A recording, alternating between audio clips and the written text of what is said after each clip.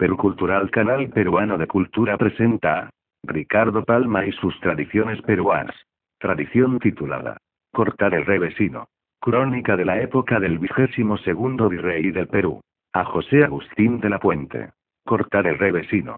He aquí una frase que generalmente usamos los limeños, y de cuyo alcance no me habría dado jamás completa cuenta sin la auténtica tradición que voy a referir.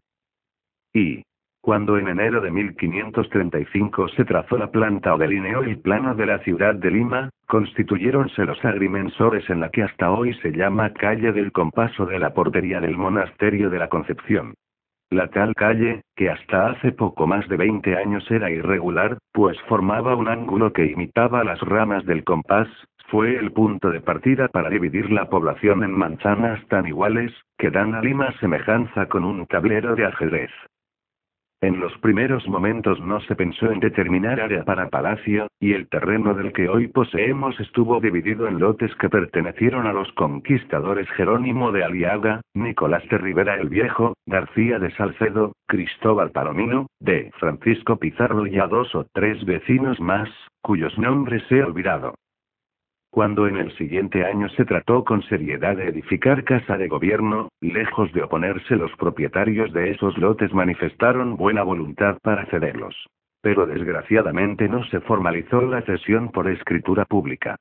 Y de esta incuria han surgido, aún en tiempos de la República, litigios con los herederos de los conquistadores.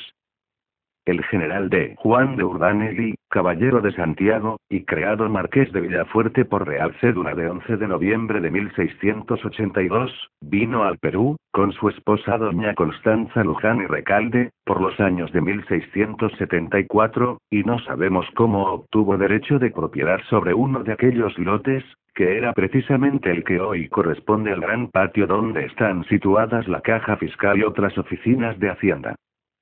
Era el de Villafuerte Tertulio de su excelencia de Melchor de Navarra y Rocazul, duque de La Palata, príncipe de Masa y marqués de Tola, a quien los limeños llamaban el virrey de los pepinos, aludiendo a un bando en que prohibió comer en la costa tan poco saludable fruta. Presumía el virrey de no encontrar rival en el juego de revesino, que era para la sociedad lo que el tresillo o rocambor en nuestros días. Entiendo que en ese juego hay un lance de compromiso y que pica el amor propio de un jugador, lance que se llama cortar el revesino. Los que hacían la partida del duque evitaban siempre, por adulación o cortesía, cortarle el revesino. Además, el virrey tenía fama de ser hombre de poco aguante y de que la cólera se le subía al campanario con mucha facilidad. Véase esto que de él cuenta un cronista. Por consecuencias del terremoto de 1687 perdiéronse las cosechas en los valles inmediatos a Lima, lo que produjo gran alza en el precio de los víveres. Su excelencia llamó a palacio, que, dicho sea de paso, estaba casi en escombros, a los principales agricultores, y obtuvo de ellos algunas concesiones en beneficio de los pobres. Tal vez tan paternal solicitud fue la que inspiró al poeta limeño Juan de Caviedes estos versos, con que da principio a uno de sus más conceptuosos romances. Excelentísimo duque, que, sustituto de Carlos, engrandeces lo que en ti, aún más que ascenso, es atraso. Entre los concurrentes encontróse el hacendado más rico de Lima, que era un ganapán, barbarote, testarudo y judaicamente avaro. En el exordio de la conferencia sacó el duque su caja de rapé, sorbió una navegada, quedóse con aquella en la mano, y como su excelencia accionaba al hablar, creyó el palurdo que lo brindaba un polvo, y sin más espera, metió índice y pulgar en la cajeta. Esta escena se repitió 3 o 4 veces, y cuando todos los presentes convenían en abaratar los granos, el único que no amainaba era el villanote. El virrey, que hasta entonces había disimulado la llaneza con que aquel zamarro metía los dedos en la aristocrática cajilla, no quiso seguir transigiendo con el recalcitrante avaro, y poniéndose de pie le dijo: «Lárguese usted antes que se me acaben la paciencia y el tabaco». Y, en mi concepto, el duque de La Palata, descendiente de los reyes de Navarra y miembro del Consejo de Regencia durante la minoridad de Carlos II, fue, acépteseme la frase, el virrey más virrey que el Perú tuvo. y tanto que por sí y ante sí hizo conde de Torreblanca en 1683 a de Luis Ibáñez de Segovia y Orellana, y hecho conde se quedó, porque el monarca se conformó con morderse las uñas. Ni antes ni después virrey alguno se atrevió a tanto. Precedido de gran renombre y de inmenso prestigio y fortuna, efectuó su entrada en Lima el 20 de noviembre de 1681, siendo recibido por el cabildo con pompa regia, bajo de palio y pisando sobre barras de plata. Instalado en palacio, desplegó el lujo de un pequeño monarca, implantó la etiqueta y refinamientos de una corte, y pocas veces se le vio en la calle sino en carruaje de 6 caballos y con lúcida escolta. Sus armas eran las de los Rocafull. Escudo cuartelado. El primero y el último en gules, con un riquete de oro. El segundo y tercero en plata, y una corneta de sable. Bordura de oro con cordones de gules, y 4 calderos de sable. Ningún virrey vino provisto de autorizaciones más amplias para gobernar. Pero también ninguno fue más que él sagaz, laborioso, justificado, enérgico y digno del puesto. Ninguno, escribe un historiador, habría podido decir con más razón que él a los que trataran de oponérsele en nombre de las leyes divinas y humanas. Dios está en el cielo, el rey está lejos y yo mando aquí. El duque de la Palata fue en el Perú punto menos que el rey. Pero fue punto más que todos los virreyes sus antecesores. Solo él pudo meter en vereda a las audiencias de Panamá, Quito, Charcas y Chile, reprimiendo sus abusivos procedimientos. Los piratas traían alarmado el país con sus extorsiones y desembarcos en Guayaquil, Paita, Santa, Huaura, Pisco y otros lugares de la costa, y con el continuo apresamiento de naves mercantes que con caudales iban a Panamá o a la feria del Portobelo. El virrey empezó por ahorcar en Lima a cuanto pirata encontró en la cárcel, siendo uno de ellos el célebre Clerc, que por salvar del suplicio se había fingido sacerdote, exhibiendo papeles con los que pretendió probar que se llamaba Fray José de Lizárraga.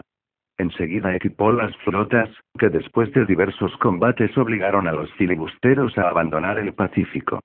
De regreso para el Callao, entró una de las victoriosas flotas en la rada de Paita, y hallándose el almirante de paseo en tierra, estalló la Santa Bárbara de la nave capitana, salvando únicamente 2 hombres de los 400 que la tripulaban.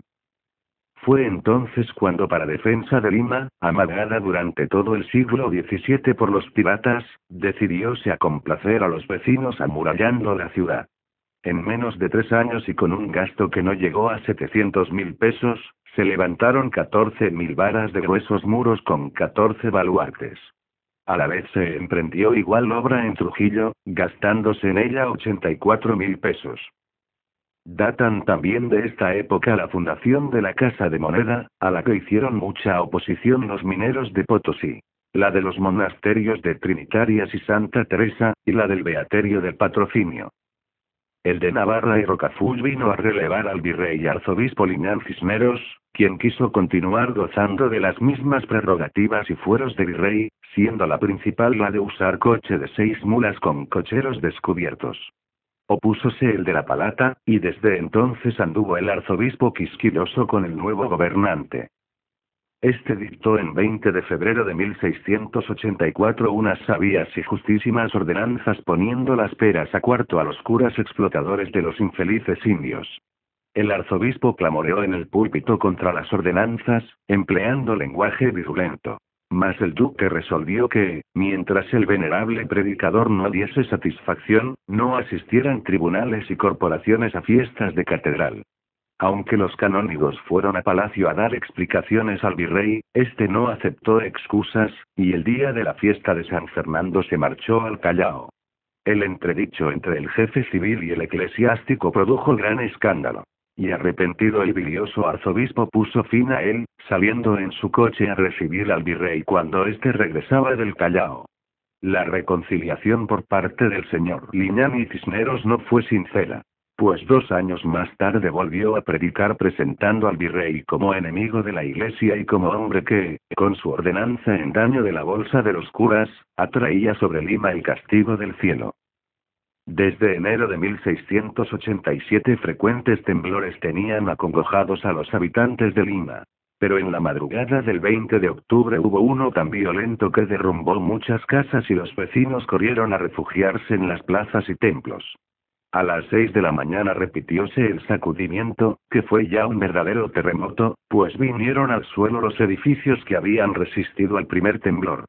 Juan de Caviedes, el gran poeta limeño de ese siglo, nos pinta así los horrores de este cataclismo, de que fue testigo. ¿Qué se hicieron, Lima ilustre, tus fuertes arquitecturas? De templos, casas y torres. Como la fama divulga, no quedó templo que al suelo no bajase, ni escultura sagrada de quien no fueran los techos violentas urnas. Entre otras, la torre de Santo Domingo se desplomó, matando mucha gente. Todo era confusión y pánico, y solo el virrey tenía serenidad de espíritu para tomar acertadas providencias en medio de la general tribulación. El 15 de agosto de 1689 fue el duque de La Palata relevado con el conde de la Monclova. Permaneció un año más en Lima, atendiendo a su juicio de residencia, y terminado este se embarcó para España. Al llegar a Portobelo se sintió atacado de fiebre amarilla y murió el 13 de abril de 1690. Y prosigo con la tradición. Reunidos estaban un domingo, después de la misa mayor, en la celda de Fray José Barraza, comendador de la Merced, los marqueses de Castellón, de Villarrubia de Langres, de Valleiumbroso y de Villafuerte, con los condes de Cartago y Torreblanca y otros caballeros de hábito, murmurando amablemente de la presunción de su excelencia en no reconocer superioridad a nadie en el juego. El vizconde del Portillo, de Agustín Sarmiento y Sotomayor, dijo: a mí no se me alcanza letra en el naipe. Pero así ha de ser como lo dice el duque, pues no sé que hasta ahora haya habido quien le corte el revesino. De Juan de Urdaneli, marqués de Villafuerte, no aguantó la pulla, y contestó: pues esta noche va usted a ver que yo soy ese guapo, y salga el sol por Antequera. Ni fía ni porfía, ni entres en cofradía, replicó el de Torreblanca, de aquí a la noche no hay siglos que esperar. Como pocas veces estuvo aquel domingo concurrida la tertulia de palacio, que las palabras del de Villafuerte habían cundido atrayendo a los curiosos. Algo más de una hora llevaban los jugadores de manejar cartas cuando aconteció el lance. A su excelencia se le encendió el rostro, disimuló un tanto, dejó transcurrir 20 minutos y dijo: caballeros, basta de juego por hoy, que me siento con dolor de cabeza. Y la tertulia se disolvió. Al otro día este era el suceso piramidal de que se ocupaba la sociedad limeña. Encontrábanse dos en la calle, y después del saludo decía uno: hombre, ¿no sabe usted lo que hay de nuevo? ¿Noticia de los piratas? Hasta los pelos estoy de mentiras, buenas y gordas, contestaba el otro. ¿Qué piratas ni qué niños envueltos? Guárdeme usted secreto. Lo que hay es que al virrey le han cortado anoche el revesino. Hombre. ¿Qué me cuenta usted? No puede ser. Pues sí, señor, sí puede ser. Y por más señas que el de la hazaña ha sido el marqués de Villafuerte. A mí me lo ha contado todo, en confianza, la mujer del sobrino del compadre del repostero de palacio. Ya ve usted que no atestiguo con muertos. Caramba. La cosa es de mucho bulto. Pero hay que creerla, porque quien se lo ha dicho a usted tiene por qué estar bien informada. Y en los estrados, y en las gradas de la catedral, y en las tiendas no se habló de otro acontecimiento durante una semana. Hasta un fraile de Santo Domingo, fraile había de ser, compuso una pésima letrilla que anduvo de mano en mano por todo Lima, con el siguiente estribillo: al virrey de los pepinos le han cortado el revesino. Picóse de todo ello el buen virrey, y se permitió algunos desahogos contra el irrespetuoso marqués de fresca data. Súpolo y no volvió a la tertulia del duque. Y 2 años después mandó el virrey promulgar un bando de buena policía. Acostumbrábase llevar los caballos de estimación a bañarse y beber agua en los 4 pilancones situados alrededor de la fuente de la Plaza Mayor, y luego se les dejaba retozar libremente por 1 hora y que levantasen polvareda suficiente para asfixiar a una dama melindrosa. Dispúsose, pues, que en adelante fuesen los animales al río. El de Villafuerte llamó a su caballerizo y le dijo: Mira, Andrés, mañana al mediodía llevas los caballos a bañar en la Barranca o Monserrate. Pero enseguida te vas con ellos a palacio y los echas a retozar en el patio. Cuidado con no hacer las cosas como te mando, que la panadería del Tiñoso no está lejos para castigar esclavos desobedientes. Hízolo así el negro, y al laberinto que se formó en palacio contestaba: Yo no tengo la culpa, mi amo, yo soy mandado, el señor Marqués de Villafuerte responde de todo. Impúsose el virrey de lo que motivaba la bulla, y bajó furioso al patio, decidido a hacer desollar vivo al insolente negro, a tiempo que de Juan de Urdánegui llegaba también al sitio del escándalo. ¿Qué desacato es ese, señor Marqués? ¿Con qué derecho convierte usted en caballeriza el patio de palacio? ¿Con qué derecho, excelentísimo señor? Con el derecho que me dan estos papeles. Pase vuecencia a la vista por ellos y verá que este patio es tan mío como el cielo es de los bienaventurados. No estoy en casa ajena, sino en la propia. El virrey tomó el legajo que le presentaba Urdánegui, leyó las últimas páginas, y convencido de que el terreno que pisaba era propiedad del de Villafuerte, desahogó el ceño, y tendiendo a este la mano le dijo: Muchos distingos admiten estos papeles, y en su derecho, señor de Juan, hay tela para un litigio.